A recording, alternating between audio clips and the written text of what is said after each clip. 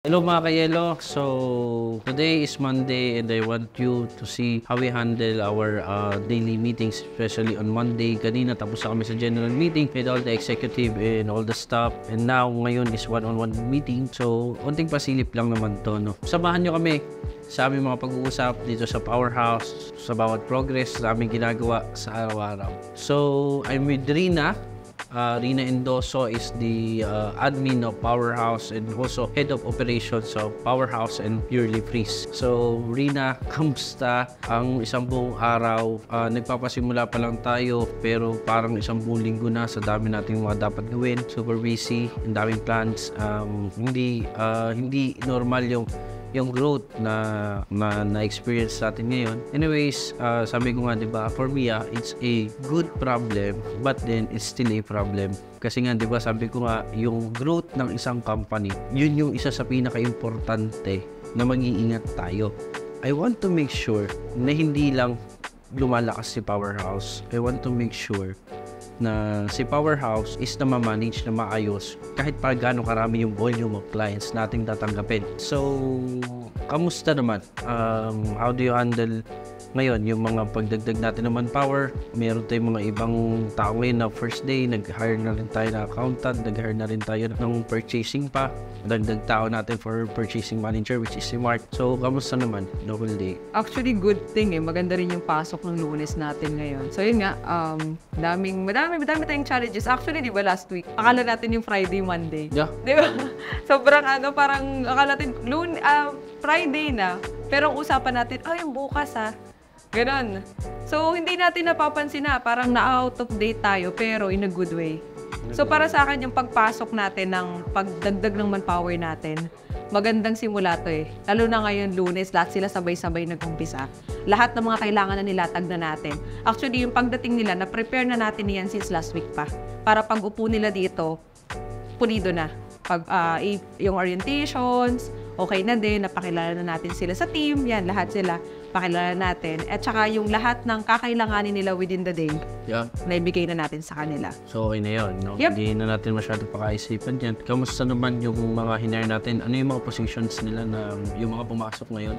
Meron tayo ngayon una is yung ating on-site manager. So, si Roland, siya yung mag-handle ng operations ng Purely Freeze. Siya naka-assign dyan. So, pag may magbubukas tayo na isa pa sila na yung planta na nakapila natin ngayon, sir. So, siya talaga yung mag-overall. So, na-discuss na rin during din sa lunch break. Na-explain ko rin sa kanya yung talaga... Roland, ito yung 2011 pa lang, nasa McDonald's na. Yeah. And Roland, nag-resign after, ang napakahaba, no? 2011, then nag-resign siya as head manager. Head manager. Ng McDo, no? Yes. So, actually, nag-usap naman kami pero not totally pa kasi nga sobrang dami nating ginagawa. Anyways, gusto ko na kung ano ka dito sa Powerhouse and maging ikaw sa Purely Freeze, I hope Roland could be a possible na clone din ang ginagawa mo. Kasi si Roland, the reason kung bakit natin siya nilagay sa position na yan, I think he is capable na manage yung Purely Freeze. Kasi since yung Purely Freeze, yung proof natin sa mga kliyente natin that Ice Business really works. Diba? Ginawa natin siya into reality. Yes. So, I hope na maturuan mo na maayos si Roland and ako. Pagdatapos tong mga dapat natin gawin, tututukan ko rin siya. So, aside from Roland, as our head of operation in Purely Freeze, sino pa yung mga nadagdag? Sir Kurt, just to add lang din pala about Roland. So, the reason din kung bakit siya nasa atin din. So, tayo kasi, para lang hindi lang tayo into selling talaga. To prove to our clients na tayo ay hindi lang sa selling, but also, we can also operate, ba? Yes. Yeah. Actually, ang Purely Freeze is a challenge. Yet, confident ako sa magiging challenge. Kasi, marami na ako nakitang ice plant, marami na tayo natulungan, marami na tayo na-experience. No? And I want to make this just to make sure na hindi lang yung mga tao na may lugar or yung mga tao na gusto lang mag-ice business. I mean, para mas maintindihan mo, si Purely Freeze, diba, nilagay natin siya para din doon sa mga tao na gusto magkaroon ng ice business but then they don't know the management, they don't want to manage. Ayaw na nilang stress kasi iba't iba naman klase tayo ng tao Outsourcing, ayaw na nila yun. But then as of today, marami inquiries for the partnership. Yet, I'll be honest, we're not capable yet kasi dahil marami pa tayo naka-line up. We have 10 na naka-line up as of today. So, we have to stop the accepting the partnership of Purely Freeze. Once na makita natin, nag-improve na yung system natin, nadadagdagan yung manpower natin, and siguro after 2 months, 3 months, pwede na ulit tayo mag-accept. You know? So, ang gusto ko kasi, si Roland matuto, and then magkakandak na tayo ng seminar. Kunyari, we have 5 partners today, this month, and then today, papatawag natin sila for seminar. Doon mismo sa Purely Freeze that this is our plastic, this is ganito po, ito po ginagawa niya. I mean, seminar talaga. And hindi lang seminar siya nasa screen, kundi seminar as actual. Papakita po ng ating engineer, head ng technical, ang maintenance, basic maintenance ng ating machine everyday. So, papakita ni engineer, sasabihin ni Roland, ito naman po ang aming cashier. This is how we manage our inventory. This is how we make sure na tama at balanse yung aming in and out sa pera. This is our Kuya Rider 1, Kuya Rider 2, and then ganito sila para mag-deliver. This is our sales, and ganito nila hinahandle yung mga client namin in daily basis. So alam mo yun, we want to feel them the real experience, no? Although napapapil natin sa kanila yan by having or providing our partners. Ngayon na, di ba, meron naman tayong mga partners na pwede nilang puntahan as long nabigyan tayo ng authorization, di ba? And marami naman partners tayo pumapayag dyan. But then, ito kasi yung parang pinaka-perfect plan ni Powerhouse na yung pinaka-gusto natin, yun yung papakita natin, di ba? Tanda mo nung bata tayo, may gardenia, may iba't ibang mga planta na pinupuntahan ka. And then, sabi ko, di ba, mapipil mo. Yun yung gusto kong gawin. Powerhouse is not just a challenge talaga. Hindi kasi sa challenge, kasi ito na yung buhay natin eh. Ito na yung buhay ko sa araw-araw. Yelo yung pinag-uusapan natin. Ang gusto ko lang, Rina, is nandiyan ka para umalalay kay Roland because subok na kita. And I think Roland has a good potential. Yeah. But then, imagine, lahat ng experience niya sa dati niyang pinagtrabuhan, ginibap niya just to join our vision. Yes. And nag-usap nga kami nung unang usap namin, bro, payag ka ba? After 2 weeks, punta kami Mindoro. Tapos naligid na Mindanao.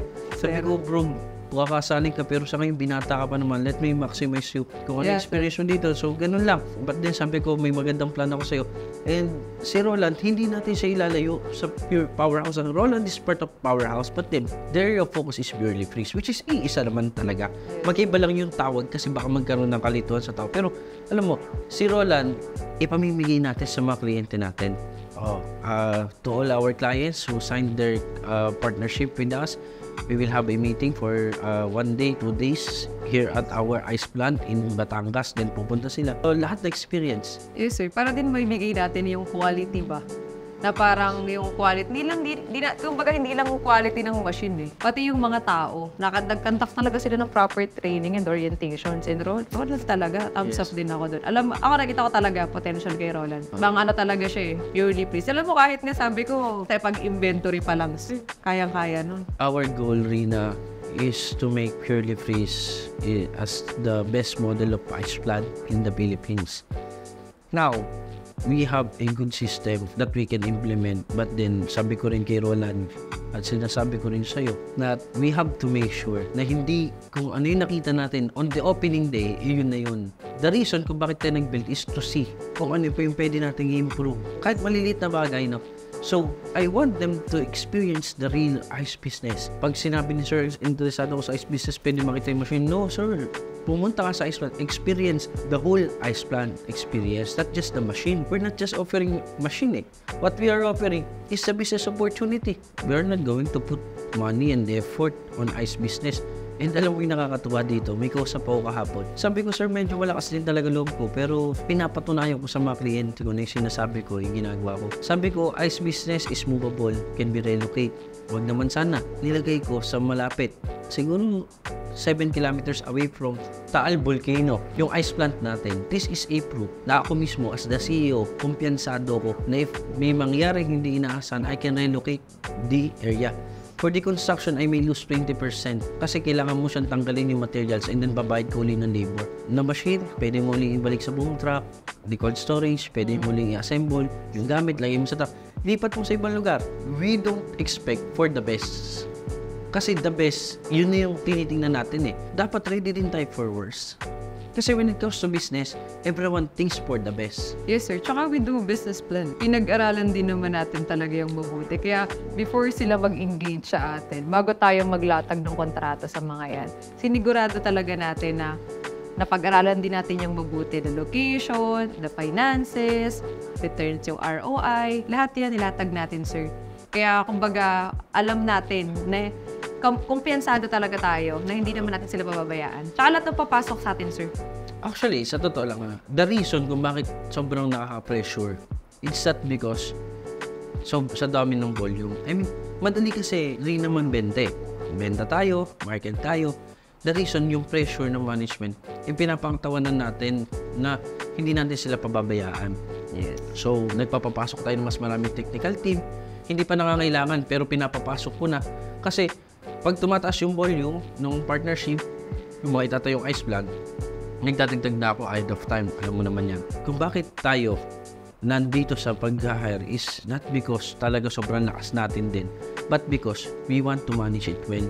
Parang ang computation ko, ang challenge ngayon dito sa atin, Nina, is to make sure na ma-manage natin yung after sales, which is walang problema on our behalf. Sabi ko nga sa technical team, if we lose money, we lose nothing. If we lose our credibility, we lose everything. Itong labanan, itong negosyong to, it's all about credibility. Kahit ano pang daming ginawa natin mabuti, isang beses lang tayo magkamali, pwede maging kutsa o problema sa atin. So, ako nagiging maingat. Although, hindi natin masabi magiging perfect, but then always, I think, kapag may nangyari, kung ano man yan, we can take action accordingly and mabilisan. For the technical part naman kasi ng after sales service, wala naman tayong masyado, ito to be honest wala naman tayong masyadong problema pagdating doon sa technical side. Kasi industrial eh. Kaya na-address naman, sir, agad. Some of our machines are already aging. May machines na tayo 1.5, may 2 years na. Iniisip ko, baka mamaya sana si sir okay pa yung machine. Ngayon, sabi ko kay engineer, set po itong client natin to. Okay naman, ang sinulong ko lang kay engineer is make sure na maintenance is everyday ginagawa, not just every week or every month. Ang pinaka-general maintenance is every week or every month, yung paglinis ng condenser, evaporator, but then yung maintenance talaga is parang sasakyan. Kung gusto mo tumagaling sa sasakyan mo, sa araw-araw na paggamit mo, ingatan mo. Hindi kung kailan nasira, tapos gagawin mo, tapos tsaka mo iingatan. So, yun din yung pinapractice natin. Rina, to be honest, the company, sabi ko nga sa'yo, is having a good growth. No? Pag sinabi ko yung growth, di ba, hindi naman lahat ng growth madali. Hindi naman lahat ng growth masaya.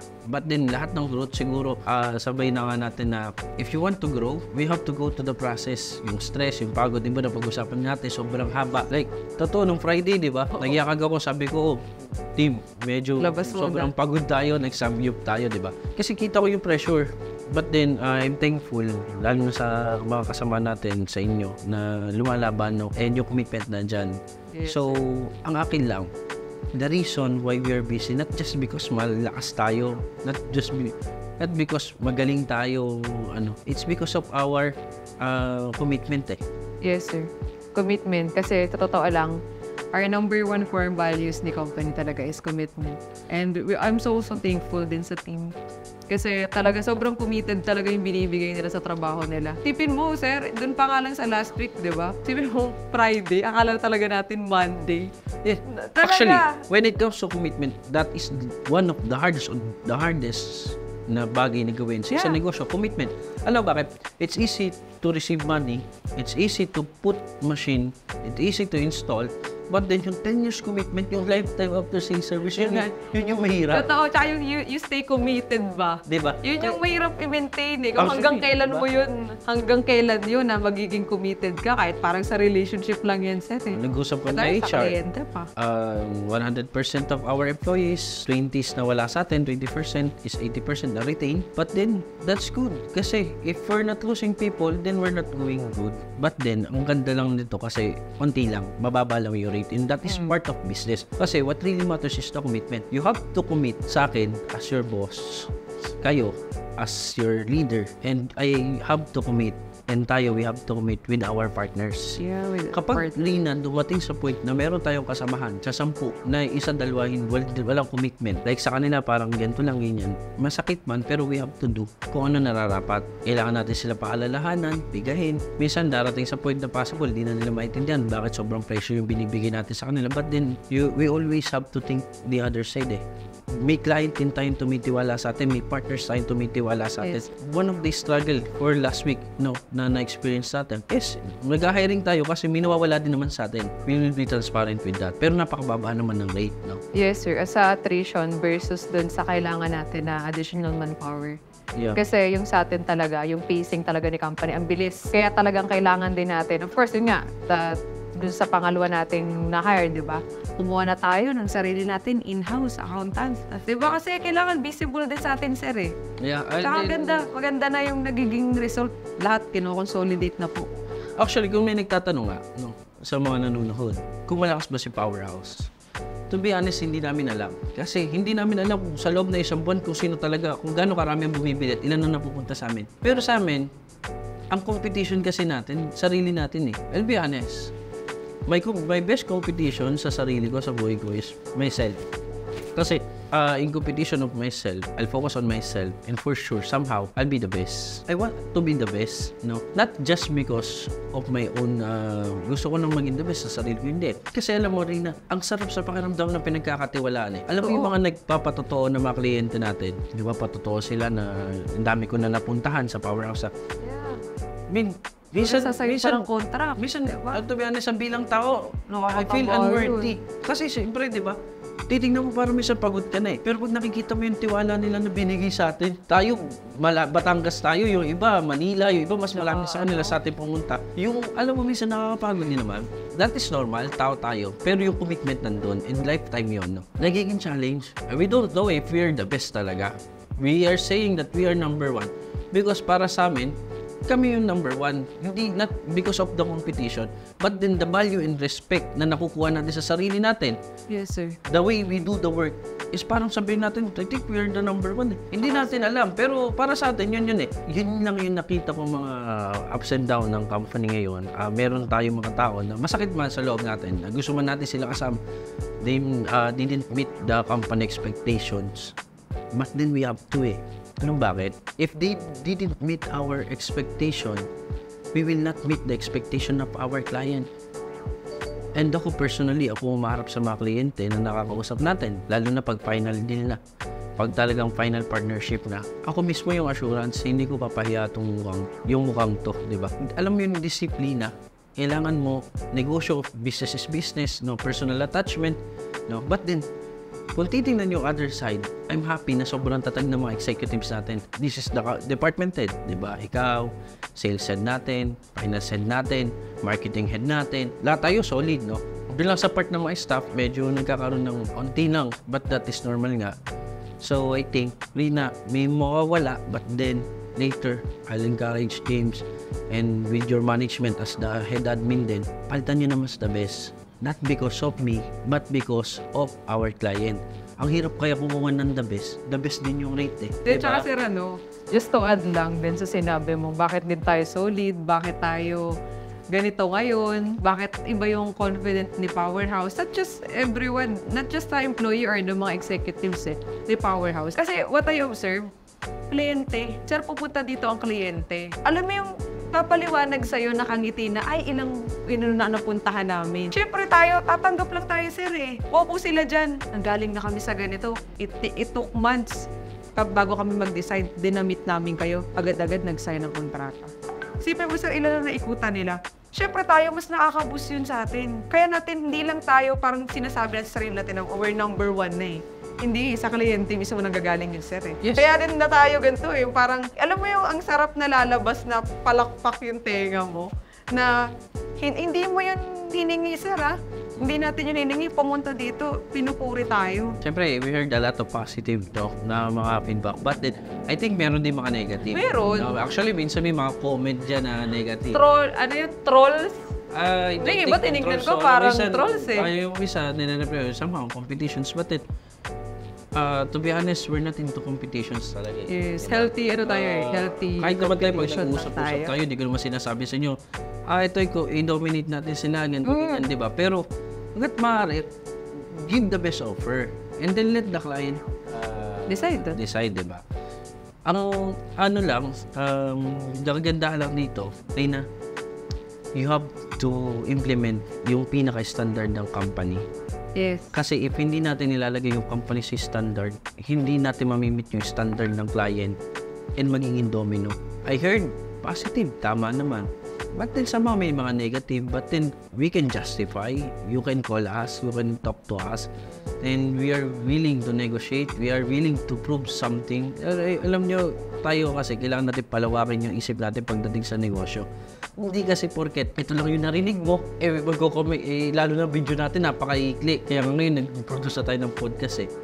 Kailangan, ang ikli lang ng video, tapos may mga nagko-comment ng positive. Actually, marami nag-positive. May mga ilang negative na minsan binibigyan natin ng focus. Kasi, alam mo, negative clients or negative feedback, that is the best lesson that we can learn.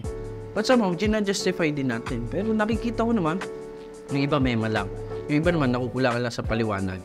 Sa akin, if you're not going to buy the machine but then you're still interested, hindi naman kailangan may pera ka. Hindi mo kailangan na may million ka para makabili ng machine. I want to build this company and I wait for a long period of time.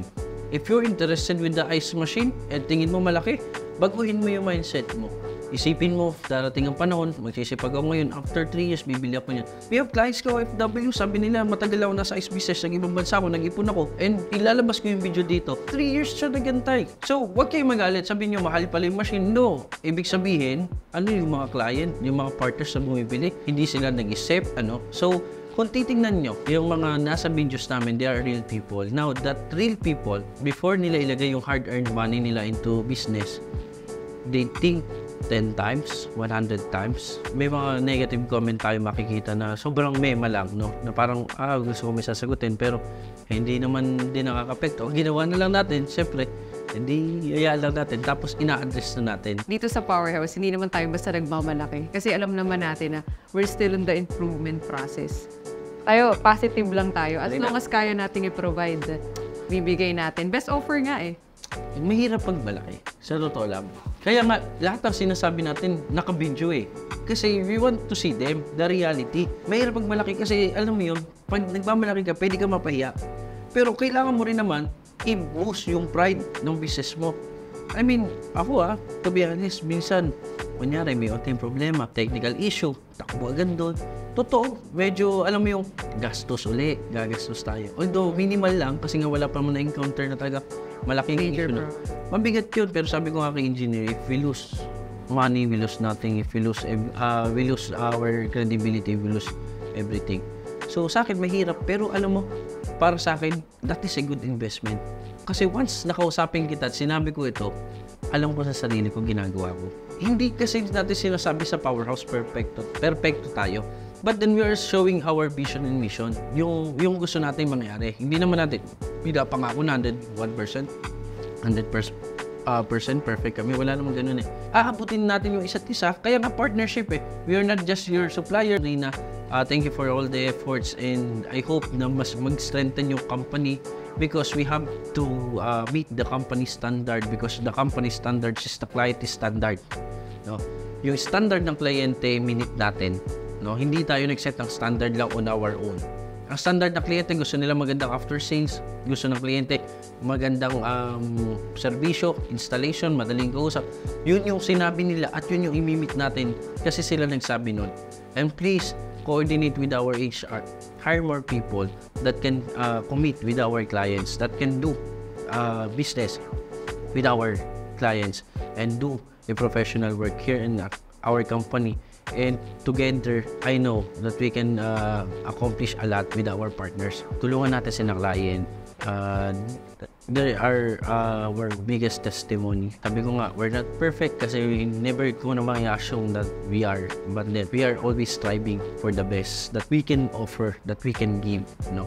patuloy lang, mas strengthen mo operations, daily work, tasks ng ating overall executive staff and overall heads. No, so kailangan nating observe, make sure na lahat nagtatrabaho ng ayos, make sure na lahat is nakaka-accomplish na maganda, make sure na lahat ng demand ng client, mga inquiries, mga questions, mga preparation for their installation, make sure na nagagawa ng technical side, yung mga needs na binabato sa ating purchasing, make sure na nabibili nila. I don't say na dapat maging okay o 101% smooth. There will be problem, but then fail forward, ayusin agad natin yung mga challenges, no? And I hope that with the challenges, we will grow. And then after we grow, we can share it again to our client. Alam mo yun, partnership nga eh. Yes, sir. Diba? So, yun. Siguro sir, support ko naman, me and my team, bigay namin yung best effort namin, not just to Powerhouse, but also sa upcoming Purely Freeze. Actually, ito yung pinaka-result ng matagal na lahat panahon, na sir, tagal nating inantay ito. Pero yung execution, 1 month. 1 month. Grabe. 1 month, parang planning period, parang pero okay lang, kaya. Ayan, nandiyan na nga sir nakatayo eh. Diba? Natay na lang natin yung machine. Machine na lang talaga, sir. Tapos may Mindoro, may nakalay na plate, tinatawagan ako nung isa pang partner. Sabi sa akin, Kuya Bart, dinidili mo kami. Sabi pero ko, sir, teka lang. kausap lang ngayon. Ha? Japan. Hayaan nila muna. Japan kaya pa. Kaya na Japan, sir. Kaya naman. Pero ibig ko sabihin, taga-Japan siya, willing siya to joint ventures. Yeah, meron nga kanina papadeliver sa Dubai. Teka lang, sabi ko, Dubai, sabi ni sales head natin, sabi ko, teka lang, malaking problema yan ipasa mukha ako sa iba yan. Si Guam nga. Cannot promise Dubai. Sabi daw, kahit daw walang after sales, kahit daw walang warranty, hindi, mahirap, kawawa pa rin sila. Kasi sa totoo lang, kung benta at benta, hindi, sige, sendang kita ng machine dyan, kaya naman natin eh. Pero ang problema, kawawa ka naman. Kasi hindi ganun kadali. Hindi ito kasing dali ng gaya ng iniisip nyo.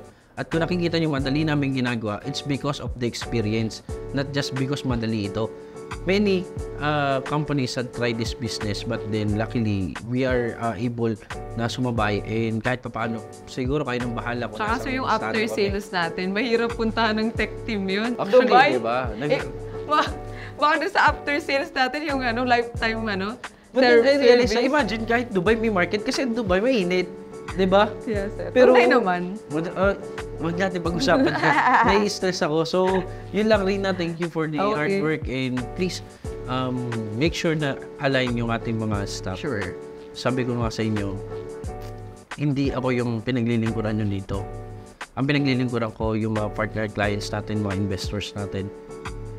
Kasi Rina, pwedeng ako yung leader, ako yung boss dito. Pero pagdating ng mga kliyente, nakikita nyo naman, the way I treat them is the same way kung paano nyo ako tinitreat. Yes. Diba? Sila yung ating mga boss madam eh.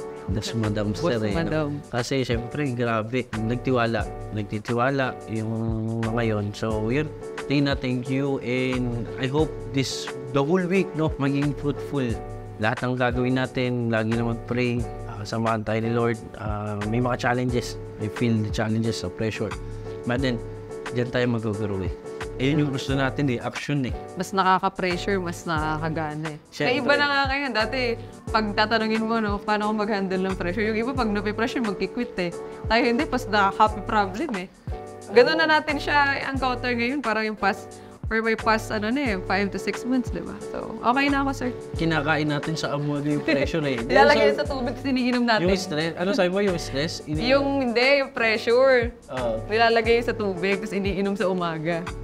Ganun na mag-handle. Hindi, ako nilalagay ko sa kape para medyo masarap. So, Rina, yun lang. Grabe, no?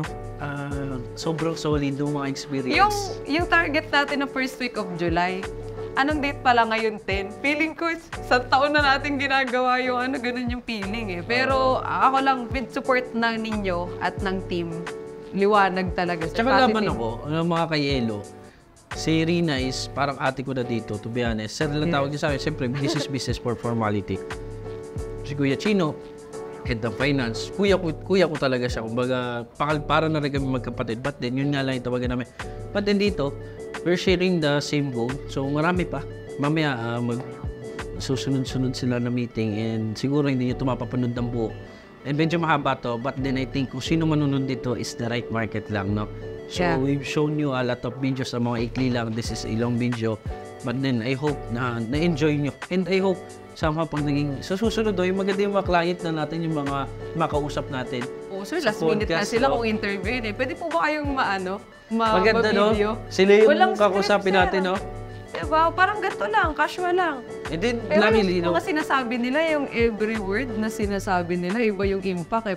Kahit kami, nabuboost kami. Oo. Diba? Sige, Rina. Ah, Yun yeah? na lang muna and tomorrow meeting ulit tayo. Thank you. Sige.